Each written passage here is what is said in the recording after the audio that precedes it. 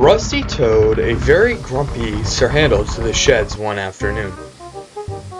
"What happened to you?" Skarloey asked. "He was being careless and I had to save him. Again," Rusty explained. "It was those damn trucks," Sir Handel fumed. "They pushed me between the rails." "A common occurrence, Sir Handel," said the thing controller. "We need to put an end to this slipping between the tracks issue once and for all." "Yes, sir," Sir Handel said sheepishly.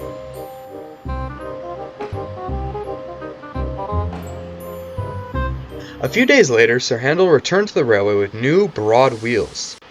"They help me stay on the rails, see?" he explained to the others. They just laughed.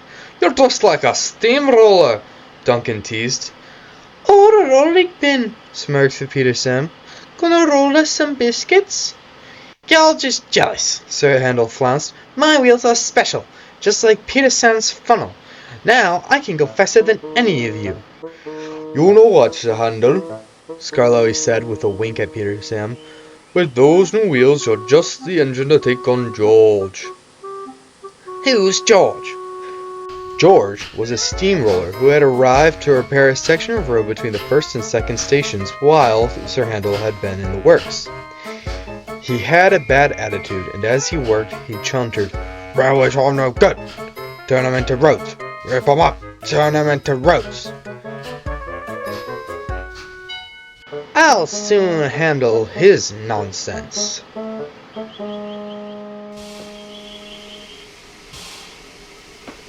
The next morning, Sir Handel pulled into the second station to find George waiting for him.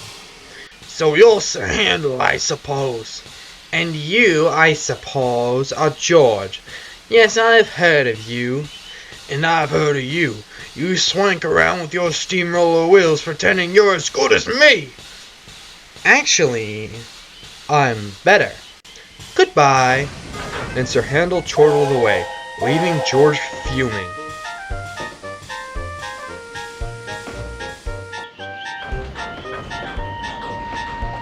Days passed as the workmen moved slowly up the valley. The engines found they had moved to a part of the road that ran right alongside the railway, with no separator. Sir Handel was returning with some vans one late afternoon to find George trundling down this section. He had flattened the pavement earlier that day and was just heading home. There was hardly room to pass. Sir Handel whistled. "Get out of my way, you clumsy road hog." "I don't move for imitation steamrollers," George grunted. They crawled side by side, exchanging insults. All of a sudden, George veered slightly sideways and there was a crash. "I signal for you to stop," George's driver said heatedly. "The trains have the right of way, everyone knows that," Sir Handel's driver retorted. Both drivers, the workmen, the guard, and their steam engines argued as traffic built up all around. Finally, a policeman arrived to stop the argument turning into a brawl.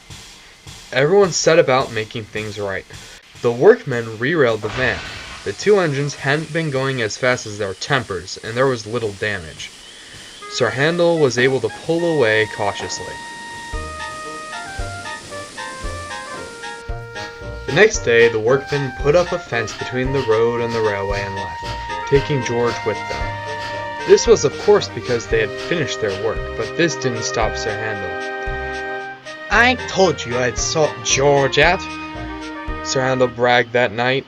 "Just one good push and I sent him packing." "Right.